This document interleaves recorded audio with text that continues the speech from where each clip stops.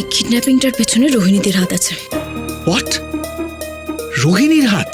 আমার কাছে একজন সাক্ষী আছে। সাক্ষী আছে?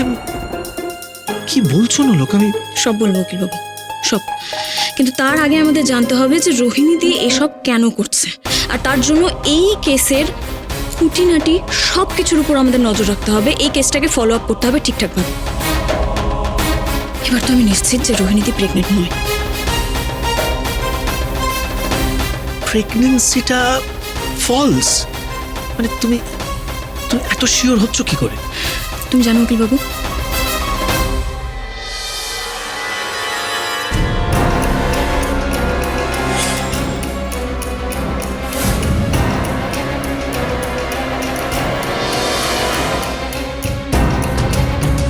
চলো খেতে চলো।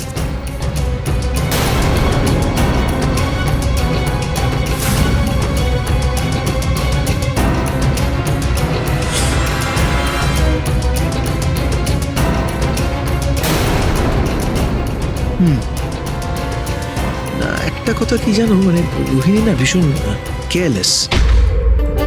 কি বলবো, যে ও ভীষণ ভীষণ দায়িত্ব জ্ঞানহীন। ফলে ও ড্রিঙ্ক করছে, ইত্যাদি করছে। এটা এটা খুব একটা বড় ব্যাপার নয় ওর কাছে।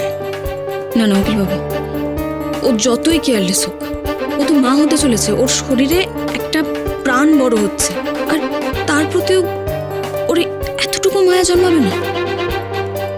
এটা হতে পারে না, ইম্পসিবল। আর তাছাড়া আমি না ওকে অনেক দিন ধরে ফলো করছি। ওর হাঁটা চলা, হাব ভাব, কিনা ওকে দেখে কখনো মনে হয় না যে ওর শরীরে কোনো ভার বইছে। বাড়ির লোকজনেরা ওর ওপর রেগে আছে বলে ওকে কেউ ঠিকঠাক করে ফলো করছে না, কিন্তু আমি ওকে বেশ কয়েকদিন ধরে ফলো করছি, আর কিছু জিনিস মেলানোর চেষ্টা করছি। তুমি যখন বলছো তখন আমারও যে খটকা লাগছে না তা নয়।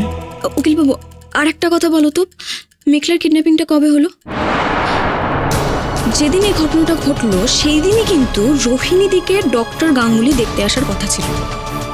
আর সেই দিন ডক্টর গাঙ্গুলি রোহিণীদিকে না দেখে মেঘলাকে দেখে চলে গেল। এটা কি একটা coincidence? Right right right right হ্যাঁ, মানে তুমি যা বলছো সব কিছুর একটা মানে হয়, এটা ঠিকই। কিন্তু আমি খুব একটা শিওর হতে পারছি না এখনো। মানে তুমি যে বলছো যে এই কিডন্যাপিং এর পেছনে রোহিণীর হাত আছে এবং সেটার ব্যাপারে তোমার একজন সাক্ষী আছে, সে কে? আমাকে যে বলেছে সে নিজেই রোহিণীদির এই প্ল্যানে ছিল, আর তার কনফেশন আমার কাছে আছে। কি বলছো লোক? এটা তো একটা ভাইটাল ইনফরমেশন। তুমি সব জেনে চুপ করে আছো। তুমি তার নামটা আমাকে বলো, দরকার হলে তাকে আমরা অ্যারেস্ট করবো, তার এগেইনস্ট লিগ্যাল স্টেপ নেবো, তাহলে তো সত্যিটা বেরিয়ে আসবে। তার নামটা বলো না লোক, সে কে? না না উকিলবাবু, এই ছোট্ট অপরাধের জন্য আমরা যদি ওকে শাস্তি দিই তাহলে ওর এত বড় বড় অপরাধ সেগুলো সব চাপা পড়ে যাবে। ও কোন উদ্দেশ্যে এই প্রেগন্যান্সির নাটকটা করেছে সেটা যদি আমাকে জানতে হয়, তাহলে রোহিণীদের যে ওই সাথী, ওর উপর আমাকে ভরসা করতে হবে। দেখি সে যা প্রমিস করেছে সেটা রাখে কিনা,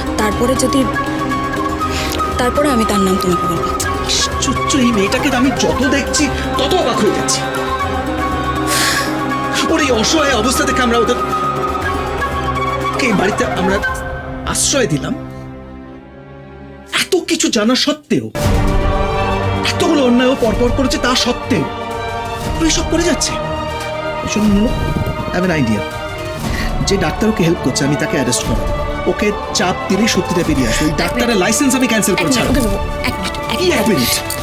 আমি কি বলছি, রোহিণীদি যে প্রেগনেন্ট নয় এটা যদি আমরা ধরতেও পারি এবং সবার সামনে তুলেও দিতে পারি, কিন্তু এটা কিন্তু ক্রিমিনাল অফেন্স হতে পারে না। আমি জানি সেটা, আমরা লিগ্যাল স্টেপও নিতে পারবো না। আচ্ছা বেশ, ডক্টরের এই লাইসেন্স ক্যান্সেল করা এটা কিন্তু ইম্পর্টেন্ট নয় আমাদের জন্য। আমাদের জন্য ইম্পর্টেন্ট যেটা, সেটা হচ্ছে যে রোহিণীদি এই প্ল্যানটা কেন করছে, তার পেছনে উদ্দেশ্যটা কি।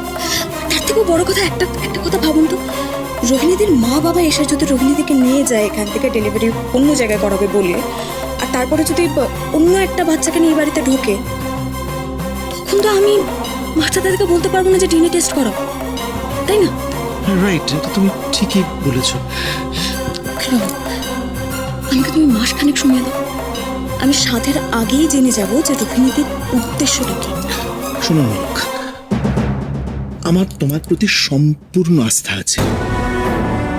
আমি জানি তুমি যেটা বলছো সেটা তুমি করে ছাড়বে, তো আমার মাথায় একটা অন্য জিনিস, মানে তুমি আমাকে একটু অন্তত হিন্ট দাও যে এই যে রোহিণীর যে কিডন্যাপিং এর পেছনে হাত আছে, এটা তোমাকে কে বলেছে? স্যার মানে স্যার আপনি ডেকেছিলেন? আরে এসো এসো। হ্যাঁ, আমি তোমাকে ডেকেছিলাম, মানে কতগুলো দরকারি কাজ আছে, তো আমি ভাবছিলাম জানো যে আজ বাবু, বলছিলাম কি, তোমরা কথা বলো, ডিনারের টাইম হলে আমি তোমাদেরকে ডেকে নেবো। হ্যাঁ শিওর শিওর, আমি ততক্ষণ আলোচনাটা করে নিই। Thank you. না, আমি তোমাকে যেটা বলছিলাম জানো, এইগুলো তুমি আমাকে বলো তো।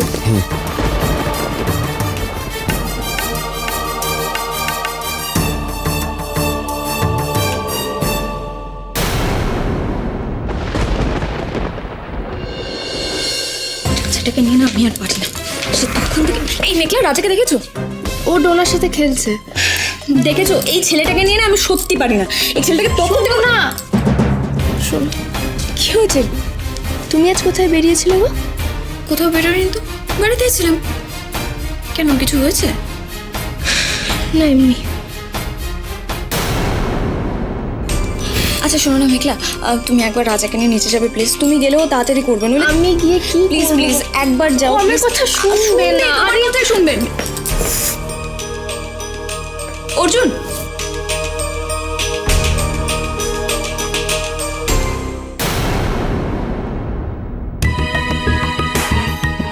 Yes ma'am.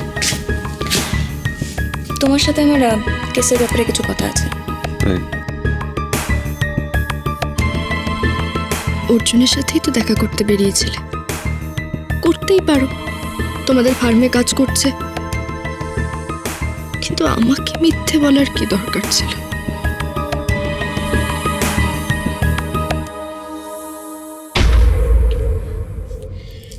অর্জুন দেখো, তুমি খুব ভালো মতো করেই জানো যে আমাকে মিথ্যে বলে তোমার কোনো লাভ হবে না। অতএব আশা করি যে তুমি এখন আমাকে যা বলবে সব সত্যি কথা বলবে।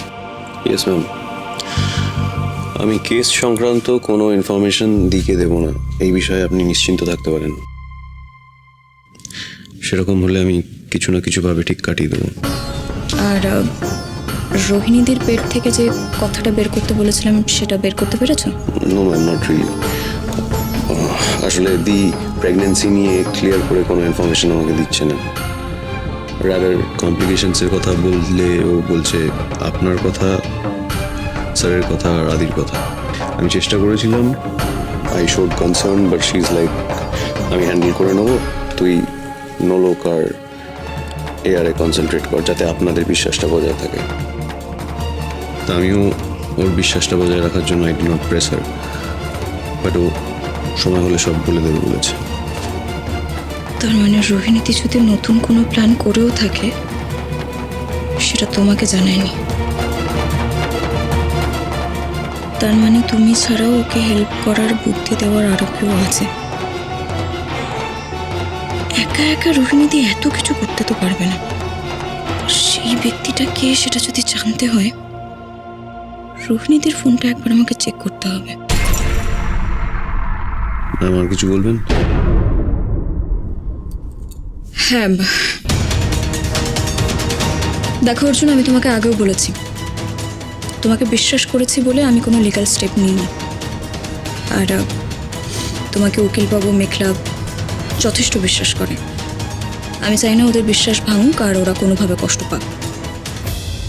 অতএব নিজেকে যদি প্রমাণ করতে হয় তাহলে যার নাম এবং নাম্বার জোগাড় করতে বলেছি এটা একটু তাড়াতাড়ি করে ফেলো, কারণ আমার হাতে সময় নেই, আমি তোমাকে আর সময় দিতে পারবো না। আমার এটা দরকার। তবে সাবধানে। Right, thank you. ওকে, আসছি।